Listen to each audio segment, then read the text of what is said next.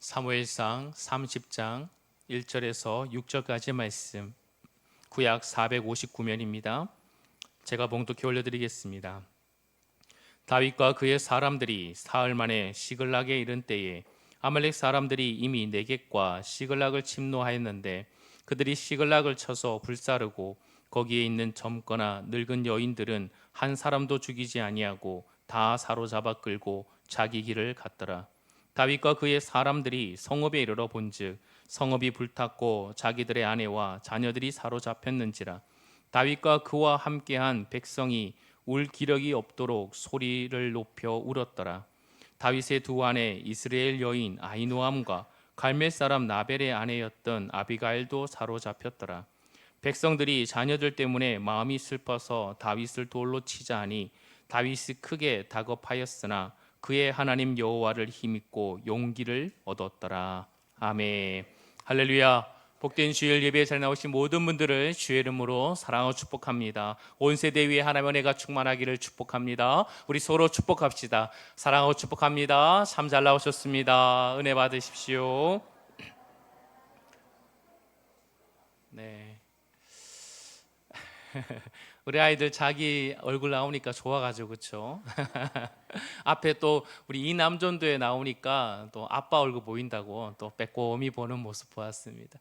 우리 아이들 참 은혜 가운데 잘 자라고 있습니다. 이를 위해서 우리 교사분들 참 수고하고 애쓰고 계세요. 어제도 중고등부 은혜 가운데 잘 다녀왔고 아이들이 오기 싫다고 내려오는 길에 더 수련회 더 했으면 좋겠다고 했답니다. 이 정도 하면 은혜 받은 거겠죠. 그래서 앞으로도 더 귀하게 우리 교사와 또 아이들이 믿음 안에서 성장하고 또 힘있게 나아갈 수 있도록 우리 다시 한번 격려의 박수, 축복의 박수 하겠습니다. 사랑하는 성도 여러분, 우리는 계속 사무엘상 말씀을 다루고 있습니다. 지금까지 잘 따라오고 계십니까? 지난주까지 28장을 살펴보았어요. 오늘 29장을 살펴봐야 되는데 우리가 29장의 내용은 이미 27장의 블레셋에 망명했던 다윗의 이야기를 통해 잠깐 다루었기 때문에 넘어갑니다. 다윗이 망명한 후 블레셋과 이스라엘 전쟁이 일어났죠. 이때 아기스의 신임을 받은 다윗은 블레셋 편의 장수로서 전쟁에 나가야 되는 거예요. 여러분, 블레셋과 이스라엘의 전쟁 가운데 다윗이 전쟁을 나가는데 장차 자기가 될 나라의 왕이 될 나라의 그 나라의 장수로 나가는 게 아니라 바로 적군인 블레셋의 장수로 지금 전쟁에 나갈 위기가 있는 것입니다.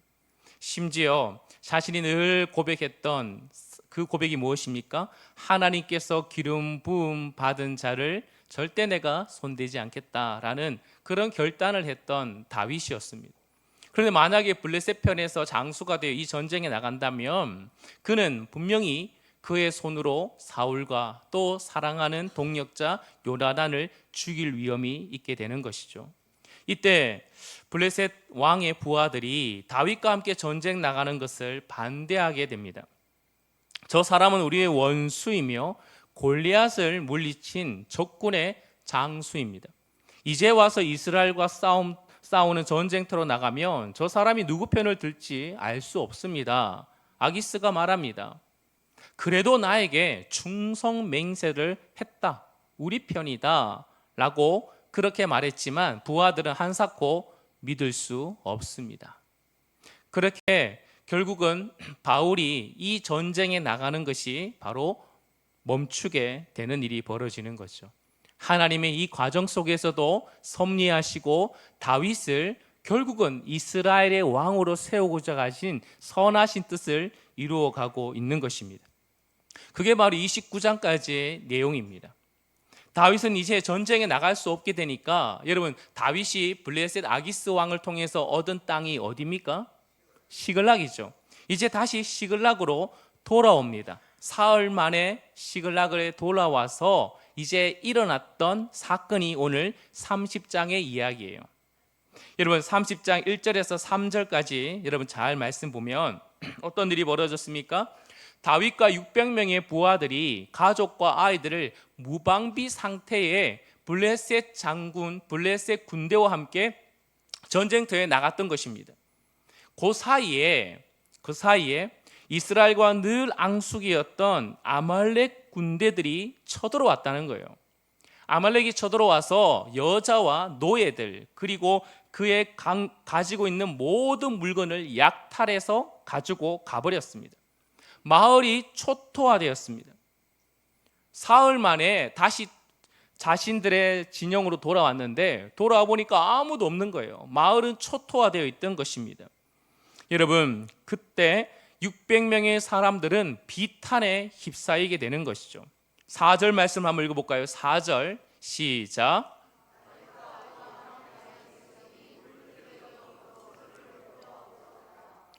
얼마나 열심히 울었는지 여러분 기력이 없을 정도로 소리 높여 펑펑 울었던 거예요. 여러분 펑펑 울다 보니까 여러분 그 비탄하면서 울다 보니까 여러분 갑자기 눈길이 누구한테로 갈까요? 다윗에 가게 되죠. 마음에 갑자기 막 서러움과 막 억울함과 막 눈물이 흘러나는데 분노가 갑자기 확 치밀어 오르는 거예요. 그러면서 이 공동체의 리더인 다윗을 짝 째려보기 시작하는 거죠. 그래서 이 분노의 화살이 다윗을 향해 가게 되는 것입니다.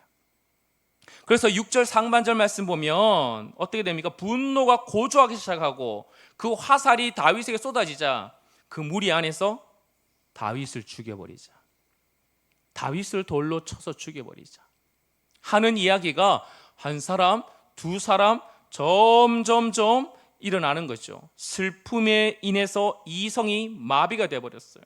분노로 인해서 마음이 철저히 굳어져 버렸습니다. 그래서 다윗을 돌로 쳐 죽이자. 이 모든 원한이 다윗에게 있지 않느냐라고 말하는 것입니다.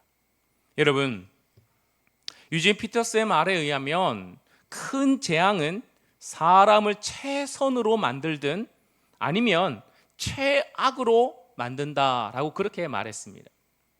시글락에 닥친 재앙은 우선 사람들을요 최악으로 만들어버렸어요.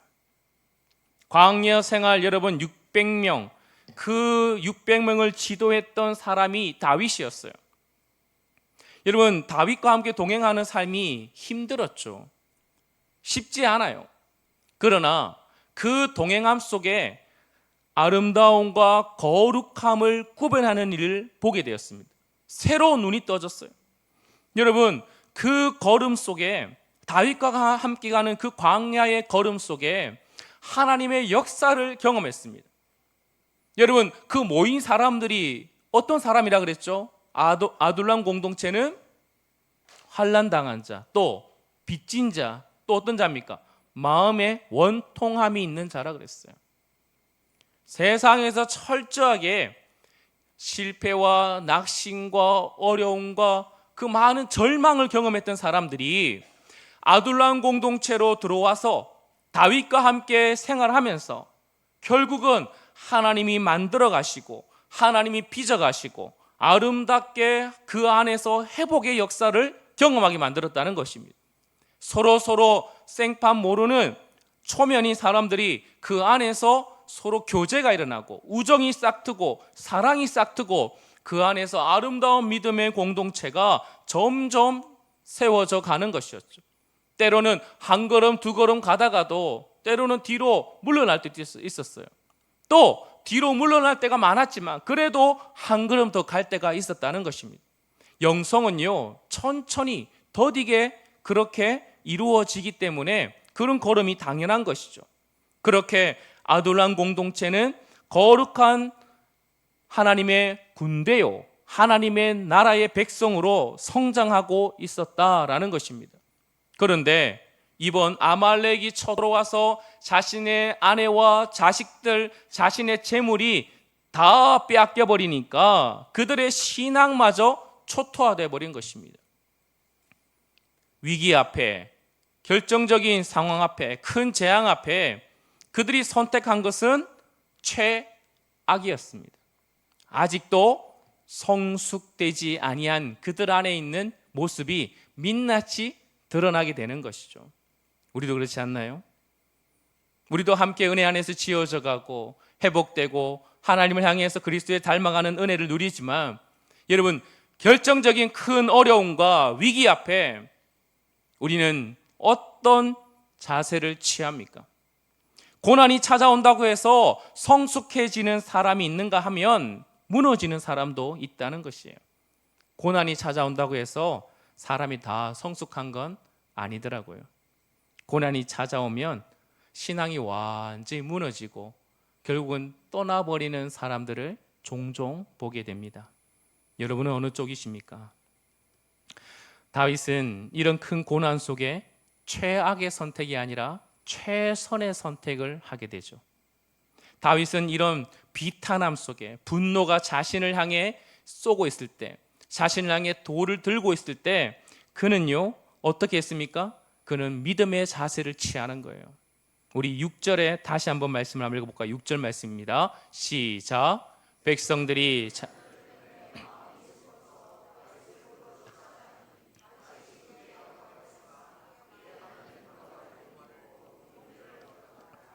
아멘. 백성들이 자녀들 때문에, 여러분 자녀 잃어보니까 어때요? 그렇죠?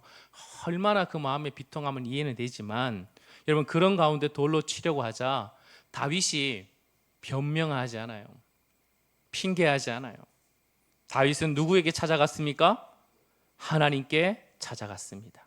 하나님께 기도했어요. 여러분 사울과 다윗의 차이가 구별이 여기 있지 않습니까? 여러분 사무엘상 28장 15절 말씀에 사울도 전쟁 앞에서 마음이 심히 다급하였다라고 그렇게 소개하고 있어요.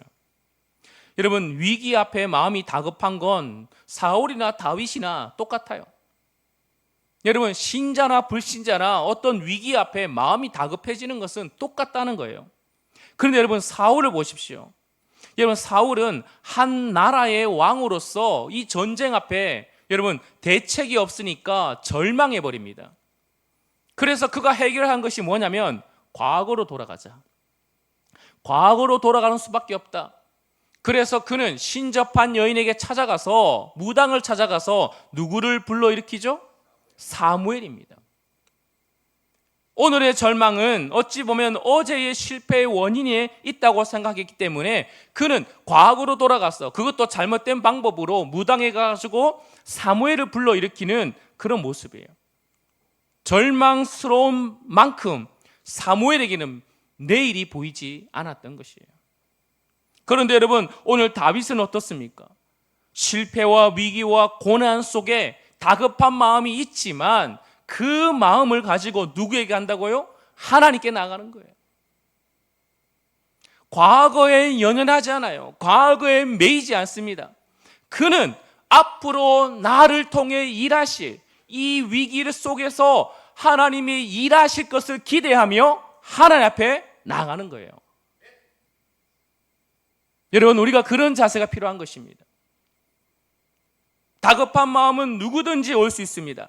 그러나 그 다급한 마음을 가지고 과거로 돌아가서 과거에 매여가지고 거기에 슬픔과 절망 속에 머무는 것이 아니라 함몰되는 것이 아니라 우리는 후퇴할 자들이 아니라 앞으로 이 위기조차도 해결해 주시고 선하게 이끌어 가실 하나님 앞에 나가야 될 줄 믿습니다. 다윗은 하나님을 만납니다. 하나님께서 그 다윗에게 뭘 주시죠? 힘과 용기를 주십니다. 여러분 다윗과 사울의 차이는 한 사람은 믿음은 가졌고 한 사람은 믿음을 가지지 않았다라는 단순한 대조가 아니라는 거예요. 사무엘상 속에서 나타난 사울과 다윗의 모습을 통해서 중요한 메시지는 무엇입니까? 인간의 최선은 뭐예요? 얻을 수 있는 게 절망뿐이라는 거예요. 인간의 힘과 인간의 노력과 인간의 계획으로 열심히 노력하면 노력할수록 그 끝은 절망이라는 거예요. 그러나 하나님이 도우시면 절망밖에 없는 인생의 운명이 바뀌고 내일의 승리가 보장되는 줄 믿으셔야 됩니다. 이를 통해 하나님이 외면한 사람과 하나님이 만나준 사람의 차이라는 거예요. 하나님이 있는 자와 하나님이 없는 자의 차이를 반드시 발견하셔야 되는 것입니다. 사랑하는 성도 여러분, 우리는 하나님이 만나준 사람인 줄 믿습니다. 인간의 최선이 아니라 하나님의 도우심으로 날마다 승리하는 내일을 살아가는 저와 여러분 되길 주의 이름으로 축복합니다. 여러분, 다윗은 이제 제사장 아비아달에게 에봇을 가져오라 하고 하나님께 나가서 기도합니다. 하나님께 물어요. 하나님, 지금이라도 내가 저 아말렉 군대를 쫓아가면 여러분, 하나님 빼앗긴 것을 도로 찾을 수 있을까요? 하나님께서 대답하십니다. 8절 말씀 보십시오. 8절 말씀 같이 볼까요? 시작. 다윗이 여호와께 묻자와 이르되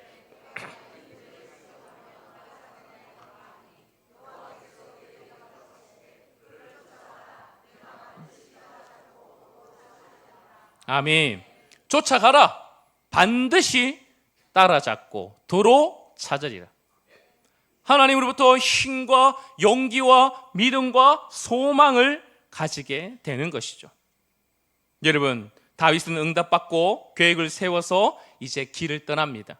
600명의 군대, 600명의 자신들의 동력자들과 함께 열심히 추격하려고 하고 있습니다. 그런데 문제는 무엇입니까? 600명의 사람들이 지금 어디 갔다 왔다 그랬어요?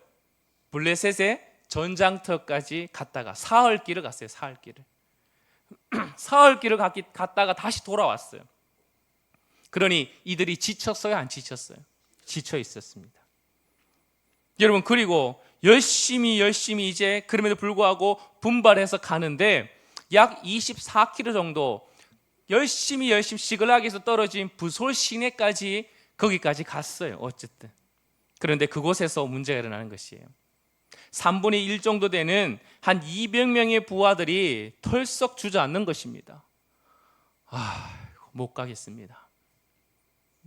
기력이 다 됐습니다. 체력이 없습니다. 너무너무 힘들습니다. 완전히 탈진해버린 것입니다. 200명의 사람들이. 이때 다윗이 결정이 무엇입니까? 그럼 그만하자. 그게 아니죠. 다윗은 누구로부터 응답받았습니까? 하나님부터 응답받았어요. 포기하지 않아요. 그 가운데 다윗의 지혜를 하나님께 주시죠. 어떻게 해요? 200명이 지쳐있다면 200명을 어디에 쉬고? 브솔 시내가에 쉬게 하고 나머지 몇 명? 400명은 쫓아가자는 거예요. 그래서 결국은 400명은 함께 다윗과 함께 쫓아갑니다. 열심히 쫓아갑니다. 그런데 여러분, 길을 잘 몰라요. 헤매기 시작합니다.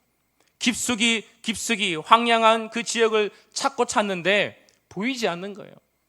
분명히 하나님께서 말씀하셨는데 길이 보이지 않고 실마리가 보이지 않는 것입니다.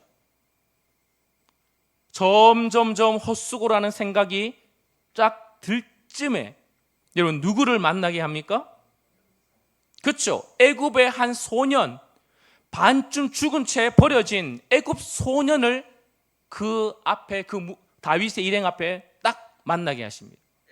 여러분, 이 병들어 죽을 것 같은 여러분 그런 나약한 존재가 그 앞에 있어요. 그 소년이라 불렀어요. 여러분, 다윗은 지금 마음이 급해요, 안 급해요? 급해요. 여러분, 지금 쫓아가야 되는 거예요. 한시라도 더 빨리 쫓아가야 되는 것입니다. 그러면 이 앞에 있는 약하고 지금 쓰러져가는 이 지체, 이 소년을 여러분 어떻게 해야 되는 거예요? 그게 맞을 수 있죠. 그런데 여러분 어떻게 한다고요? 그 바쁜 중에서도 그 약한 소년을 귀찮아 여기지 않아요. 그리고 극진히 돌봐줍니다. 그에게 물과 음식과 무화과와 건포도를 주고 여러분 그렇게 그를 먹이며 회복시켜주고 있어요. 기력이 여러분 한 번에 확 돌아오는가요? 기다렸다는 거예요. 먹이면서 기다리면서 회복할 때까지 기다렸다는 거예요. 그 좀 기력을 찾은 거예요. 여러분, 이것이 하나님 나라의 백성의 자세입니다. 아무리 다급한 일이 있어도 여러분 가장 중요한 게 뭡니까? 생명입니다. 지금 생명, 자신의 자녀를, 자신의 아내의 생명을 쫓아가는데 지나가다가 죽어가는 생명을 보고 지나친다면, 외면한다면 그건 모순이죠. 교회가 여러분 아무리 다급한 일이 있고 아무리 하나님 나라를 위한 목적이 위해서 우리가 달려간다 할지라도 여러분 그 과정 속에 생명을 등한시한다면 여러분 그것은 진정한 교회의 사명이 아닐 수 있다는 것입니다. 여러분, 그런데 놀라운 건 뭡니까? 기력을 얻은 소녀가 다윗의 그렇게 헤매고 그렇게 찾고 싶어하는 아말렉의 그 군대의 그 길을 알려주고 있다는 것이에요. 놀라운 것이죠. 지극히 작은 자에게 은혜를 베풀었더니 하나님께서 그 작은 자를 통해 하나님의 그 길을 열어주시는 거죠. 어찌 보면 이 작은 자가 어떤 자예요? 여러분, 작은 자는 바로 하나님이 보내신 그런 사람일 수 있다는 것입니다. 소년이 정신을 차릴 때 다윗이 물어봐요. 너 누구냐? 그래 물었더니 뭡니까? 나는 아말렉 사람의 종입니다. 내가요 병이 걸리니까 그 아말렉 주인이 나를 버렸습니다. 사실은요 우리가 당신네 시글락에 불을 질러서 약탈한 그런 무리들입니다. 여러분, 소망이 생겼어요. 그리고 그 다윗은 이 소년에게 우리에게 길을 안내해 달라라고 말하는 거예요. 그래서 이 소년의 안내를 받아 아말렉 군대 진영에 도착하게 됩니다. 여러분, 도착해 보니 어떤 일이 벌어졌어요? 도착해 보니 이 사람들이요 그 약탈의 기쁨이 넘쳐나는 거예요. 알고 보니까 시글락뿐만 아니라 지나가는 곳곳마다 약탈을 했던 거예요. 그랬더니 자신들의 이곳에서 안전하다 싶어가지고 이제는 춤추며 마시고 흥청망청 그렇게 완전히 이들도 무방비 상태에 그렇게 놀고 있었다는 것입니다. 다윗은 이 기회를 절대 놓치지 않죠. 여러분, 17절부터 20절까지 말씀 보십시오. 눈으로 한번 따라오십시오. 17절부터 20절까지. 다윗이 새벽부터 이튿날 저물 때까지 그들을 뭐 했어요? 쳤어요. 그리고 낙타를 타고 도망한 소년 400명 외에는 피할 사람이 없었습니다. 다윗이 아말렉 사람들이 빼앗아 갔던 모든 것을 도로 찾고 그의 두 아내를 구원하였고 그들이 약탈했던 곧 무리의 자녀들이나 빼앗겼던 것은 크고 작은 것을 막론하고 아무것도 잃은 것이 있어요? 없어요? 없습니다. 모두 다윗을 되찾았고, 여러분, 또 다윗이 또 양떼와 소떼를 다 되찾았더니 무리가 그 가축들을 앞에 몰고 가며 이르되 이는 다윗의 뭐다 그랬어요? 전리품이다 라고 했다는 거예요. 여러분, 다 찾았어요. 하나도 빼앗긴 것이 없이 다 찾았습니다. 심지어 그들이 딴 데 가서 약탈했던 그 물건조차 다 다윗의 진영으로 가져오게 되었다라는 것이에요. 여러분, 얼마나 이 다윗의 이 400명의 군사들이 의기양양하고 좋아했겠지 않겠습니까? 여러분, 근데 생각해 보세요. 불과 얼마 전까지 다윗을 어떻게 하자 그랬어요? 죽이자 그랬어요. 죽이자고. 여러분, 그런 그들이 이제는 몇 시간 만에 얼마 되지도 않았어. 이제는 다윗을 향해 이렇게 외치는, 이야, 다윗의 전리품이다, 곧 다윗의 승리이다 라고 외치고 있는 것입니다. 참, 여러분, 하나님이 주신 그 놀라운 승리를 이제는 맛보게 되는 거죠. 이들이 알게 되는 거예요. 연약하고 어렵지만 아둘람 공동체 안에 들어와서 회복되었다고 점점 아름다운 그리스도의 그 분량으로 자라가고 있는 것 같지만 어느 순간 큰 위기 앞에 그들의 선택은 최악이었어요. 하나님께서는 그들조차도 지금 그냥 내버려 두기 원한 것이 아니라 그들조차도 믿음으로 자꾸 회복시켜 가고 있는 거예요. 성장시켜 가고 있는 것입니다. 여러분, 그런데요, 이것이 이야기의 절정이 아니에요. 절정은 어디서 일어나냐면 부솔 시냇가에서 일어납니다. 승리감에 도취되어서 이제 400명의 사람들이 그 약탈물을 가지고 전리품들을 가지고 이제 부솔 시내에 오니까 부솔 시내에 몇 명 남았다고 그랬어요? 200명이 남았습니다. 200명 딱 남아있어요. 여러분, 200명들이 저 멀리서 이제 자신의 아내와 자식들이 오니까 얼마나 반갑겠습니까? 지쳐있지만 그 자식과 자녀들 얼굴 보면서 다시 힘을 얻고 그들을 아마 안고 승리하며 기뻐했을 것입니다. 그런데 이제는 문제는 뭐예요? 전리품입니다. 전리품 나누는 일이 남았다는 거예요. 여러분, 그때 다윗과 함께 전쟁에 치렀던 그 사람들이 부솔에서 지금 그냥 쉬고 있고 지쳐있던, 기다리고 있던 이 200명 사람들에게 전리품을 나눠주자 그래요? 나눠주지 말자 그래요? 나눠주지 말자 그런 것입니다. 22절 말씀 보십시오. 다윗과 함께 갔던 자들 가운데 악한 자와 불량배들이 다 이르되 그들이 우리와 함께 가지 아니하였은즉 우리가 도로 찾은 물건은 무엇이든지 그들에게 주지 말자. 단 뭐만 주자? 저 자식만 주자는 거예요. 여러분, 어찌 보면 이들의 논리가 맞습니까? 맞죠? 우리는 뭐 했기 때문에? 죽을 힘을 다해. 우리는 죽을 고비를 넘어가며 이 전쟁에서 지금 승리하고 돌아왔으니 우리가 당연히 전리품을 차지하는 게 맞죠. 그리고 이들은 쉬었기 때문에 그냥 저 자식만 가지는 것이 맞죠. 우리가 수고했고 우리가 힘을 내어서 우리가 얻은 것이니 우리 것이 맞다라고 주장하고 있어요. 여러분, 그런데 놀라운 사실은 성경에서 이렇게 주장하는 자들을 뭐라 불렀습니까? 악한 자와 뭐라? 불량배들이라 불렀어요. 여러분, 왜 이들을 악한 자와 불량배들이라 불렀을까요? 도덕적인 윤리적인 차원에 말하는 것이 아닙니다. 그들은 하나님의 언약과 자기 백성을 다루시는 하나님의 통치에 대해서 무지했기 때문에 그래요. 하나님께서 이 언약의 나라, 어떤 방식으로 이 언약 공동체, 작은 아둘람 공동체지만 여기서 하나님이 다스리시는 원리와 은혜의 원리를 이들은 전혀 깨닫지 못하고 그저 세상의 원리, 세상의 통치 방법으로 공동체를 이끌어 가려고 했던 그런 자들을 두고 하나님은 이렇게 말하는 거예요. 악한 자들아, 불량배들이다 라고 말하고 있는 것이죠. 이들이 처음 어떤 자라 그랬어요? 이들이 처음 어떤 자입니까? 환난당한 자, 빚진 자, 그리고 마음에 상처받은 자다 그랬어요. 그 자들이 지금까지 왔던, 지금까지 그들이 이렇게 하나님의 은혜 속에, 하나님의 군대 속에 승리를 얻은 모든 것은 다 하나님의 은혜라는 거예요. 그것을 잊어버린 거예요. 내가 했다, 내가 노력을 통해서, 내가 수고하고 목숨을 걸어서, 내가 계획을 해서 이렇게 내가 얻은 것이니 내 거다, 그것이 당연하다. 그거는 세상의 원리죠. 여러분, 자신들을 회복시켜주고 용감한 믿음의 공동체를 세워주신 하나님을 잊어버리고 어느 순간 자신의 의와 힘과 세력을 자랑하기 시작해버린 것입니다. 그래서 하나님께서 가르쳐주는 거예요. 그게 아니야. 그게 아니야. 이 모든 전쟁과 너희들의 모든 공동체의 그 모든 주관자는 바로 하나님이시야. 그러니 하나님께 영광 올려드리는 것이 맞다라고 말씀하는 거예요.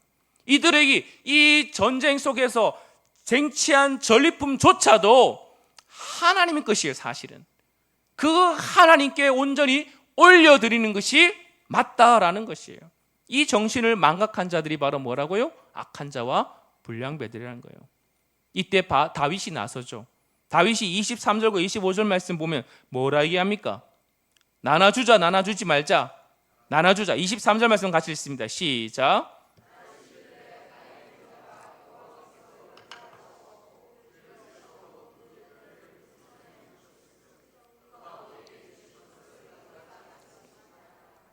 이 모든 것은 누가 주신 것이다? 하나님이 주신 것이다. 그래서 그는요, 철저하게 200명에도 다 나눠줍니다. 그리고 유다의 장로들에게도 전리품을 다 나눠줍니다. 우리에게 임한 것, 가장 수고한 사람이 누구예요? 다윗이에요. 그조차도 하나님께서 주신 줄 알고 그 은혜의 선물을 모든 자들에게 나눠주는 것이죠. 사랑하는 성도 여러분, 이 모습 속에, 다윗의 모습 속에 여러분 누구가 보이셔야 됩니까? 예수 그리스도가 보이셔야 됩니다. 아둘람굴의 고난 받고 상처받고 빚진 자들이 아무 공로 없이 다윗의 품에서 새 생명을 얻었어요. 우리 역시 아무 자격 없이 그리스도의 십자가의 은혜로 말미암아 구원을 얻었습니다. 예수님께서 온전히 십자가에서 여러분 가장 영적인 치열한 전쟁터에서 우리 주님이 홀로 악한 영들과 죄의 권세를 대적하며 피 흘리며 승리하신 십자가의 은혜입니다. 그 은혜 뒤에서 여러분 그 예수님께서 피 흘리며 싸우며 전쟁터에서 승리할 때 우리는 뭐하고 있었습니까? 우리는 부솔 시냇가에 쉬고 있는 여러분 그런 낙오자에 불과했다는 것입니다. 그러나 여러분 주님의 그 승리를 가지고 우리 주님이 어떻게 하십니까? 그분이 피 흘려 취하신 승리를, 구원과 영생과 하나님의 모든 전리품들을 우리에게 아무 자격 없고 조건 없는 우리에게, 낙오자에 불과했던 우리에게, 우리는 오히려 그 예수를 향해 돌을 던지고 창을 던지고 저주했던 우리에게 그 은혜를 동등하게 다 나누어 주셨습니다.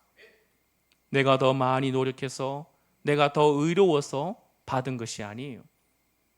오직 예수 그리스도의 승리를 우리에게 거저 주신 선물입니다. 여러분, 이것이 바로 다윗 왕궁을 통해서 보여주고자 하는 하나님의 은혜의 통치요, 하나님의 은혜의 질서라는 것이에요.